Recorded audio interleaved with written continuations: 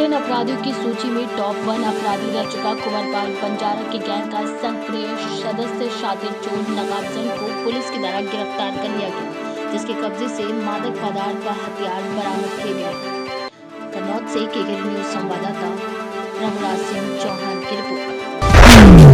जनपद संभल के जिला मुख्यालय बहजोई से संचालित होने वाले ऑटो रिक्शा यूनियन ने जिलाधिकारी को संबोधित एक ज्ञापन पुलिस क्षेत्राधिकारी अशोक कुमार सिंह को सौंपा है, जिसमें उन्होंने कहा कि नगर पालिका परिषद के द्वारा उनसे पैसों की उगाही की जा रही है। इसको लेकर आज ऑटो रिक्शा यूनियन के कार्यकर्ताओं ने एकत्रित होकर जिलाधिकारी को ज्ञापन पुलिस क्षेत्राधिकारी को सौंपा।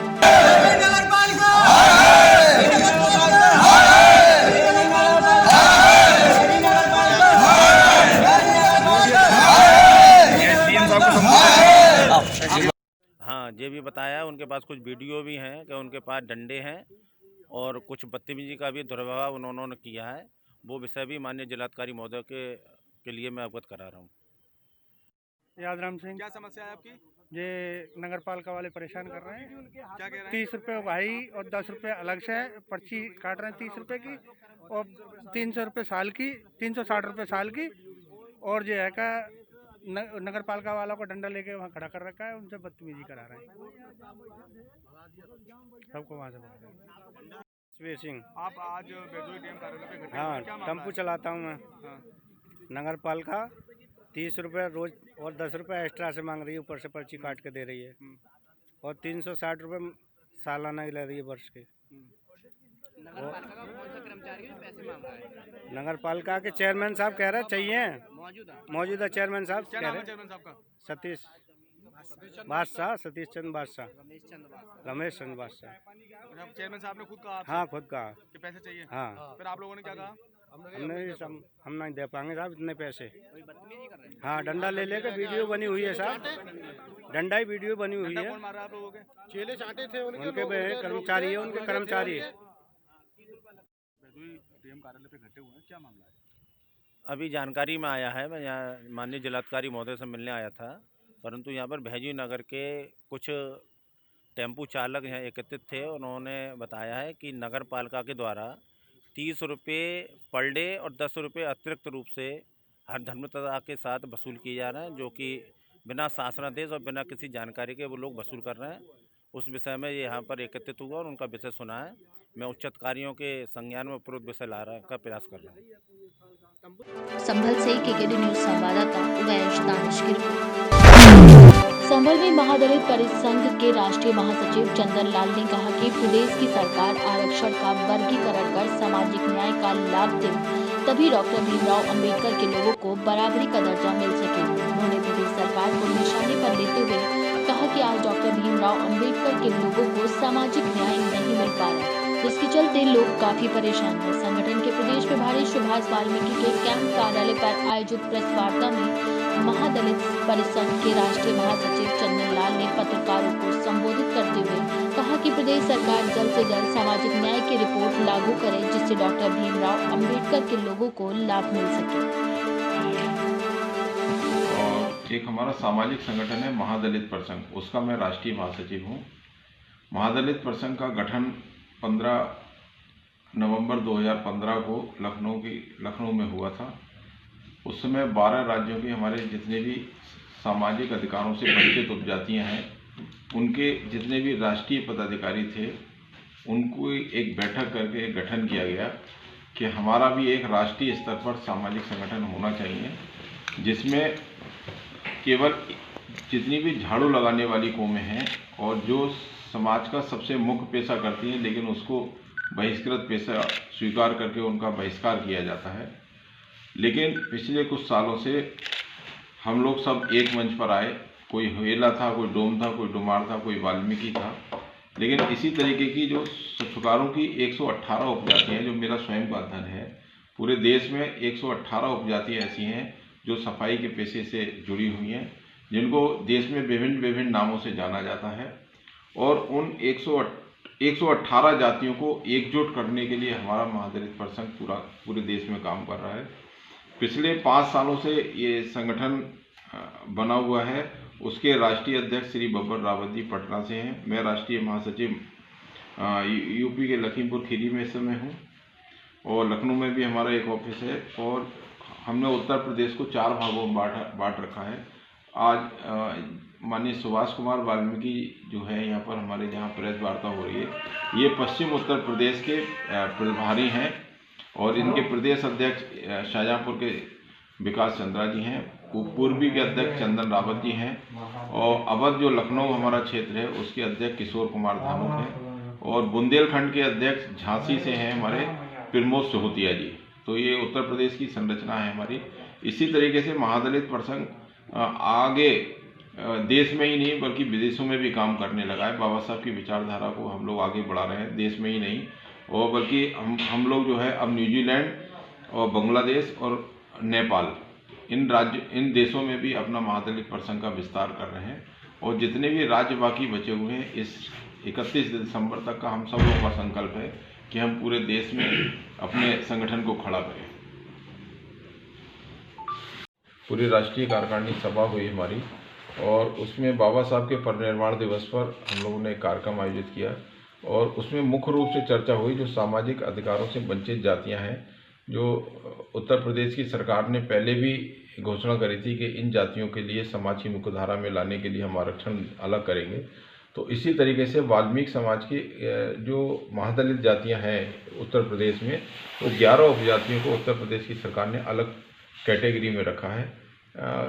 उनको दलित माना है, महादलित माना है और अति दलित माना है। तो महादलित जाति में वाल्मीकि समाज के लोग आते हैं, सूत्रकार समाज के लोग आते हैं। तो उसकी करीब 1-1.25 साल पहले से जो उसकी रिपोर्ट है वो अभी तक सबमिट नहीं हो पाई है।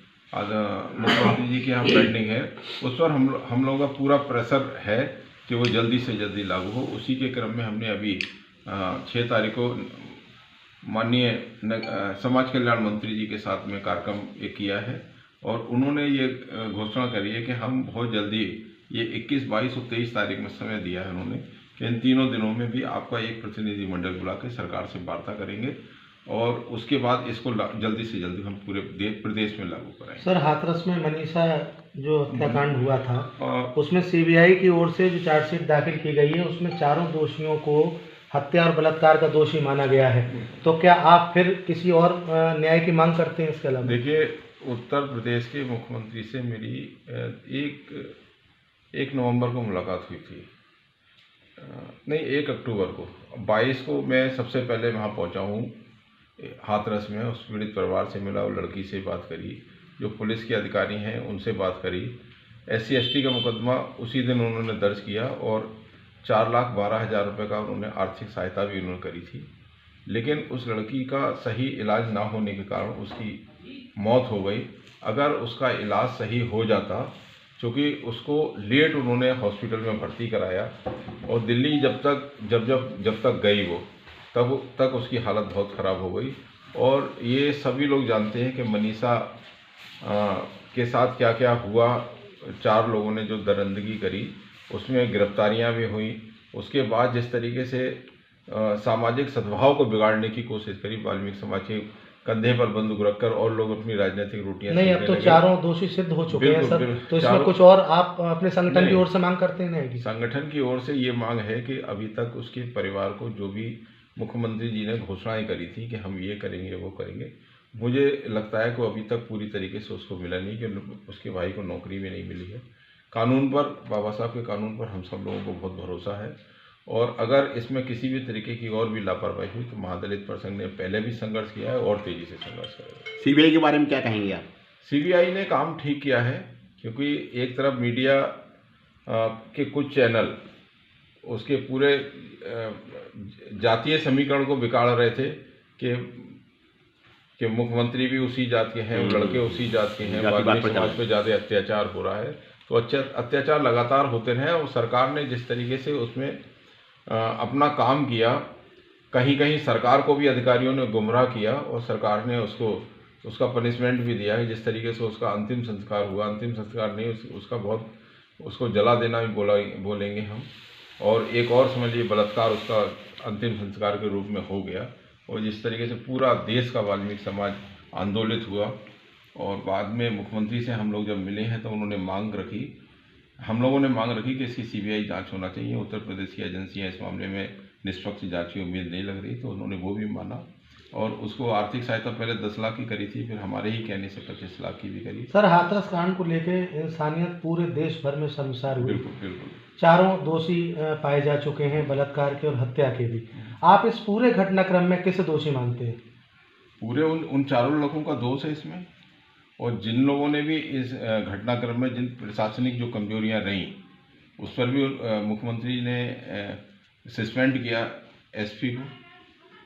और हम लोग की मांग है कि ये डर लग रहा था कि नहीं, जब तक जिलाधिकारी कुछ पार्टियां गई थी वहाँ बरगलाने के लिए।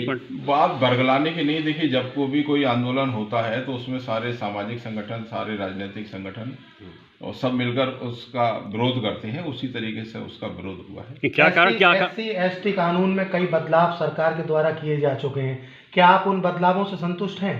नहीं, देखिए SC/ST का कानून पहले भी मजबूत था और आज की डेट में भी मजबूत था। अगर कहीं कमज़ोर किया है तो वो हमारे ही समाज के लोगों की, जब दलित मुख्यमंत्री रही हैं मायावती जी, उनकी वजह से ही कमज़ोर हुआ था।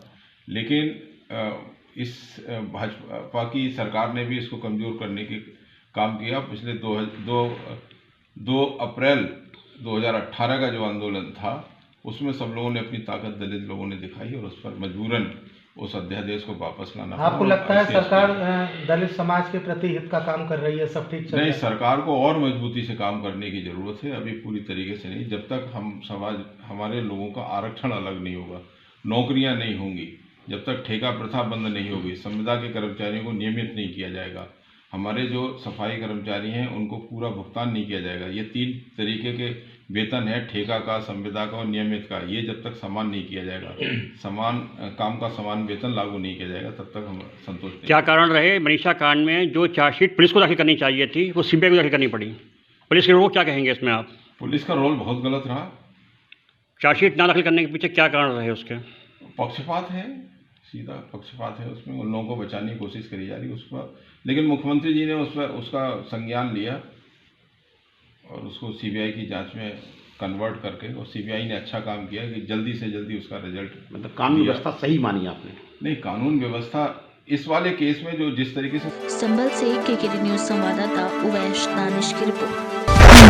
आगरा में थाना सदर क्षेत्र के अंतर्गत राजपुर चुंगी शहीद नगर चौकी राजेश्वर मंदिर के पास बाइक सवारों ने अंधाधुंध फायरिंग कर हमलावरों ने घटना को अंजाम दे डाला। अंधाधुंध फायरिंग कर बदमाश मौके से ही फरार हुए।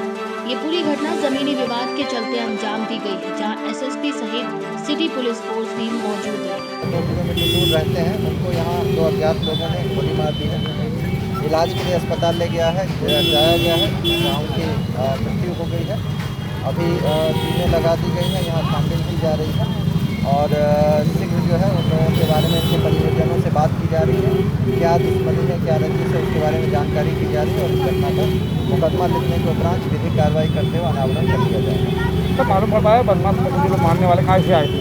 देखिए, अभी परिवारजनों से बात करेंगे, क्योंकि जिस प्रकार की घटना है वो रंजिशन जो है विवाद दिखा रही है, तो एक बार उनकी पूरी जानकारी करने के उपरांत, उनके परिवार वालों से बातचीत करने के उपरांत, उनके साथियों से, और उसके बाद जो है इस पूरी इवेंट पे जानकारी प्राप्त होगी और उसके बाद जो है इस घटना का अनावरण भी कर दिया जाएगा। आगरा से KKD न्यूज संवाददाता राजा।